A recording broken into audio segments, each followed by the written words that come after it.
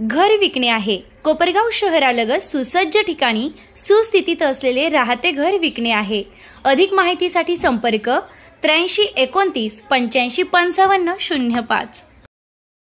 कोपरगाव तालुका police स्टेशनसाठी नुकतीच तयार झालेल्या नवीन इमारतीसमोर मुख्यमंत्री आणि उपमुख्यमंत्र्यांच्या नावाने नारळ ठेवून प्रतिकात्मक उद्घाटन महाराष्ट्र नवनिर्माण सेना आणि उद्धव बाळासाहेब ठाकरे सेनेच्या वतीने करून शासनाच्या दुर्लक्षाविरोधात एक आगळावेगळा निषेध नोंदविण्यात येऊन येत्या 8 ते 15 दिवसाच्या आत नवीन तयार झालेल्या इमारतीत पोलीस स्टेशन स्थलांतर करण्यात आलं नाही तर मनसे आणि उभाटा सेनेच्या स्टाईलने आंदोलन केलं जाईल असा इशारा यावेळी देण्यात आलाय। कोपरगाव शहरातील ग्रामीण पोलीस स्टेशनची इमारत सध्या अत्यंत धोकादायक अवस्थेत असून कोणत्याही क्षणी मोठा अपघात होण्याची शक्यता नाकारता येत नाही। इमारतीच्या भिंतींना खोल भेगा पडल्या आहेत तर पावसाळ्यात छतामधून पाणी झिरपत असल्याने पोलीस कर्मचारी जीव मुठीत धरून काम करत आहेत। ही परिस्थिती पोलीस यंत्रणेसारख्या अत्यावश्यक सेवेसाठी अत्यंत लज्जास्पद आणि गंभीर असल्याचे यावेळी आंदोलनकर्त्यांनी म्हटलंय। यावेळी मनसेचे उत्तरनगर जिल्हा उपाध्यक्ष संतोष गंगवाल, तालुका अध्यक्ष अनिल गायकवाड, दिव्यांग जिल्हाध्यक्ष योगेश गंगवाल, प्रमोद आरणे तसेच ठाकरे सेनेचे तिरोडा विधानसभा संपर्क प्रमुख प्रवीण अप्पा साहेब शिंदे हे उपस्थित होते। आज आम्ही या ठिकाणी कोपरगाव ग्रामीण पोलीस स्टेशनचं या ठिकाणी प्रतिमात्मक आंदोलन केलं। आम्ही याचं उद्घाटन केलेलं आहे आम्ही, कारण या मंत्र्यांना वेळ नाही आहे। कारण आज इतकी बेकार परिस्थिती आहे या ग्रामीण पोलीस स्टेशनची, अक्षरशः तिथलं पोलीस स्टेशन आहे ना कधी कोसळण सांगता येणार नाही। जर का चांगला पाऊस जर झाला, मुसळधार पाऊस, तर ते पोलीस स्टेशन अक्षरशः त्याच्यात जे आहे तिथं जे बिचारे बांधव पोलीस बांधव ते बिचारे अक्षरशः त्यांचा जीव धोक्यात घेऊन बसेल राहतात तिथं। आणि तिथं अक्षरशः साप निघता मोठमोठे साप आहे तिथं। अहो लेडीज आहे तिथं बिचाऱ्या, त्या लेडीजला बिचारा वॉशरूमला पाणी नाही हो तिथं हां। आणि बाहेरून येणारे जे लोक आहे ग्रामीण भागातले लोक ते तिथं आले तर ते बसाल त्यांना सुद्धा भेव वाटत। या पोर्च खाली तिथल्या अक्षरशः ते पडायला आलेले। त्या दिवशी PI साहेबांना आम्ही तिथं उभं राहिलो होतो बोलत, अक्षरशः वरून पाणी गळून राहिलं, मलाच भेव वाटायला लागलं। आम्हीच मध्ये जाऊन उभं राहिलो, मध्ये गेलो तर पाहिलं तर जाळी लावेल तिथं वर। अरे चाललं काय आहे हां? अहो या मंत्र्यांना काय वेळ आहे का नाही हां? यांना फक्त तिथंच बोलायचं का त्या विधानसभेमध्ये, याला बोट लाव त्याला बोट लाव हां? एवढेच धंदे घे यांचे हां? या जर यांनी 8 दिवसात याचा निर्णय जर नाही घेतला तर याच्यापेक्षा वेगळं तीव्र स्वरूपाचं आंदोलन आम्ही छेडल्याशिवाय राहणार नाही। याची हीच दखल गृहमंत्र्यांनी घ्यावी अशी आमची महाराष्ट्र नवनिर्माण सेनेच्या वतीने व शिवसेनेच्या वतीने जय हिंद जय महाराष्ट्र। आम्ही महाराष्ट्र नवनिर्माण सेनेच्या वतीनं कोपरगाव ग्रामीण पोलीस स्टेशनचं या ठिकाणी प्रतिकात्मक उद्घाटन असं केलेलं आहे। हे उद्घाटन याच्यासाठी की महाराष्ट्राचे माननीय मुख्यमंत्री जे या राज्याचे गृहमंत्रीसुद्धा आहेत त्यांना कुठंतरी जाग यावी आणि केवळ उद्घाटनाचं राजकारण करून जर आमच्या ग्रामीण पोलीस स्टेशनची इमारत जर तिथं क्षतिग्रस्त झाली आणि त्याच्यात जर काही दुर्घटना झाली तर ती खूप मोठी शोकांतिका राहील। म्हणून आम्ही आज महाराष्ट्र नवनिर्माण सेनेच्या वतीनं माननीय मुख्यमंत्री यांना आणि शिवसेनेच्या वतीनं आज हे आम्ही आंदोलन या ठिकाणी केलं होतं। तर आम्ही या ठिकाणी माननीय मुख्यमंत्र्यांना आपल्या माध्यमातून सांगू इच्छितो की माननीय मुख्यमंत्री साहेब, आता अधिवेशन उरकलेलं आहे, या बिल्डिंगची मुदत 15 तारखेला संपलेली आहे। त्याची आम्ही ज्यावेळेस ठेकेदाराला फोन केला की त्यांनी सांगितलं की आमची मुदत संपलेली आहे, आम्ही सर्व या ठिकाणी हँडओव्हर SP-ना तोंडी कळवलेलं आहे की या ठिकाणी ती बिल्डिंग तुम्ही हँडओव्हर करा आणि याचं उद्घाटन लवकरात लवकर करा। आज मी आपल्या माध्यमातून या महाराष्ट्राच्या जनतेला सांगू इच्छितो, आज हे पोलीस आपलं संरक्षण करण्यासाठी, प्रत्येक जनतेचं संरक्षण करण्यासाठी हे जीवाचं रान करत असतात, पण आज त्यांचाच जीव या कोपरगाव पोलीस स्टेशनमध्ये ग्रामीणमध्ये तो जीव धोक्यात आलेला आहे। महाराष्ट्राच्या आमदारांची बिल्डिंग मनोरा ज्यावेळेस ती थोडी खिळखिली झाली तर महाराष्ट्र सरकारने जवळजवळ त्याला 500 कोटी, माझ्या अंदाजे 500 कोटी रुपये त्या ठिकाणी खर्च करून तिला पूर्ण डिमॉलिश केली आणि तिचं काम चालू आहे। मग तुम्ही जर आमदारांच्या सोयी तिथं व्यवस्थित करत असाल तर मग आमचे पोलीस काय वाऱ्यावर सोडायचे का? आज कोपरगाव ग्रामीण पोलीस स्टेशनची अवस्था अशी झालेली आहे का त्या ठिकाणी बाथरूमला सुद्धा पाणी राहत नाही आणि ते पोलीस अक्षरशः वरती नेट लावून जर एखादा दगड पडला तर त्या नेटवर पडेल। आज आपण आमचं हे झाल्यानंतर त्या खरोखर तिथली परिस्थितीसुद्धा तुम्ही संपूर्ण महाराष्ट्राच्या जनतेला दाखवा। जर मग हे पोलीस जीव आपला मुठीत घेऊन त्या ठिकाणी काम करीत असतील तर तुमचं राजकारण काय कामाचं?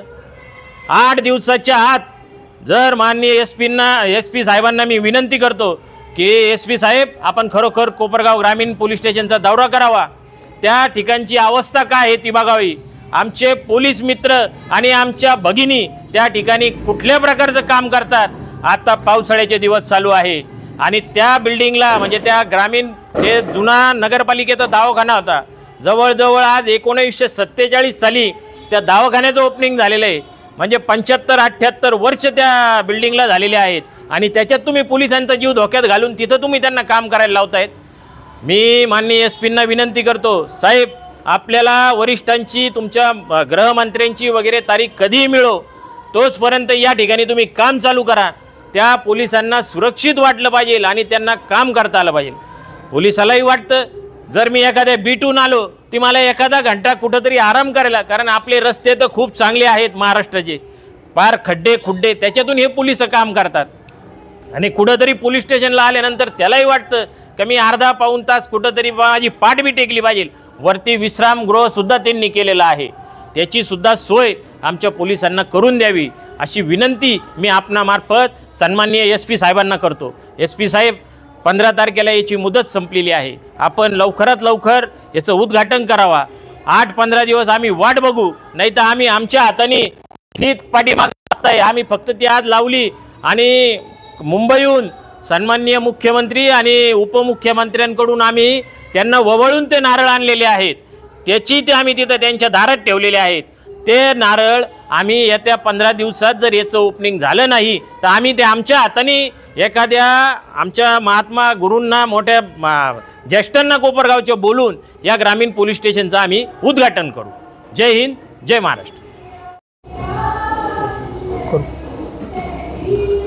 आज या ठिकाणी कोपरगाव ग्रामीण पोलीस स्टेशनचा आज शिवसेना उद्धव बाळासाहेब ठाकरे आणि महाराष्ट्र नवनिर्माण सेना या दोन्ही पक्षांच्या वतीने माझ्या मते महाराष्ट्रातलं हे पहिलंच आंदोलन असेल का ते आज आम्ही त्या ग्रामीण पोलीस स्टेशनचं आज प्रतिकात्मक स्वरूपात उद्घाटन केलेलं आहे. उद्घाटन केलं म्हणजे आम्ही पूजा केली, मुख्यमंत्री आणि उपमुख्यमंत्री हार ठेवलं, नारळ ठेवलं आणि आम्ही फीत कापायची बाकी ठेवलेली. आज परिस्थिती अशी आहे का हे पोलीस जनतेचं संरक्षणासाठी इथं पोलीस आहे, पण आज कंडिशन अशी आलेली की त्या पोलिसांचं संरक्षण आज करायची वेळ आलेली. कारण आपण जर तिथं जाऊन बघितलं तो स्लॅब पूर्ण म्हणजे खाली यायला लागलेला आहे. आता 8 दिवसापूर्वी आम्ही एका घटनेसंदर्भात गेलो होतो, पाऊस चालू होता, धो पावसाच्या धारा चालू होत्या आणि तो स्लॅब कधी पडेल त्याचा भरोसा नाही, म्हणून त्यांनी आम्हाला मध्ये नेलं त्या पोलीस स्टेशनमध्ये.